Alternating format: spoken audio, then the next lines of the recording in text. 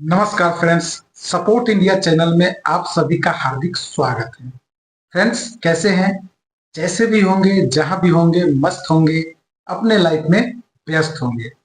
Friends, आज हम बातें करते हैं सहारा इंडिया परिवार को लेके। जी हाँ, सहारा इंडिया परिवार काफी जो है दुखी में है और काफी लोग खुशी में भी है। खुशी इसलिए है कि काफी ऐसे लोग हैं जिनको पता है कि आवेदन कैसे करना है और आवेदन करके काफी लोगों जो है कुछ पैसा अपना रिफंड कर लिए हैं। लेकिन दोस्तों, खुशी की बात यह है कि अभी जो है संसद में पप्पू यादव जी भी जो है वो अभी सहारा इंडिया को लेके आवाज उठाए हैं। दोस्तों, सिर्फ सहारा इंडिया नहीं बल्कि जितने भी सोसाइटी अभी तक भाग चुके हैं, ठीक है, जितने भी सोसाइटी अभी तक भाग चुके हैं लोगों को पैसा लेकर और अभी तक पैसा नहीं लौटा रहे हैं, उनके लिए भी पप्पू यादव सर ने जो है इस पे आवाज उठाया है।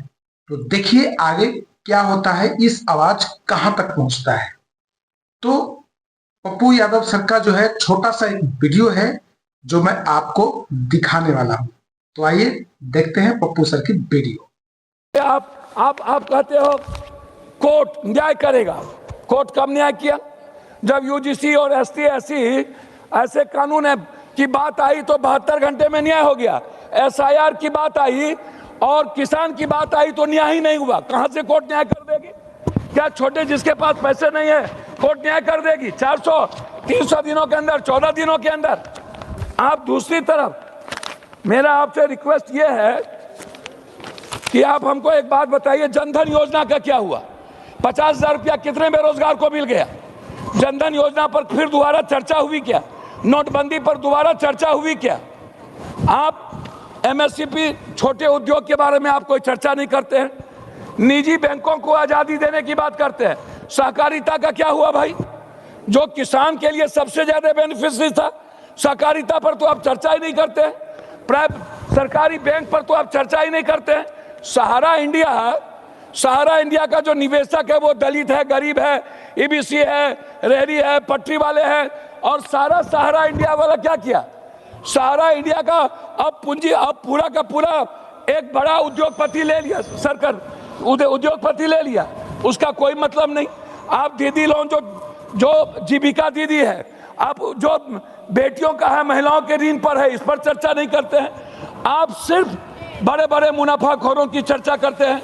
इसीलिए मेरा आपसे आग्रह है लास्ट में कि महोदय, आपसे मेरा ये आग्रह है कि ये जो संसदीय जांच है, पार्लियामेंट्री एटीट्यूड, मेरा मजदूरों को बकाया पहली प्राथमिकता आप इसमें कहीं नहीं बना है। न्यूनतम गारंटी भुगतान पर आपने कुछ भी नहीं दिया है। ग्लोबल है लेकिन कानून लोकल है। आप सरकार की चुप्पी, अनक्रिचल मॉडल लॉ लागू किया जाए। मैं लास्ट कर रहा हूं। इंडिपेंडेंट वैल्यूएशन की बात आप करते हैं। आप हमको बताइए, आईबीसी से देश की अर्थव्यवस्था पर कौन सी मजबूती होगी? या कुछ कॉर्पोरेट लोगों को मजबूत करने का ये सबसे बड़ा कानून है।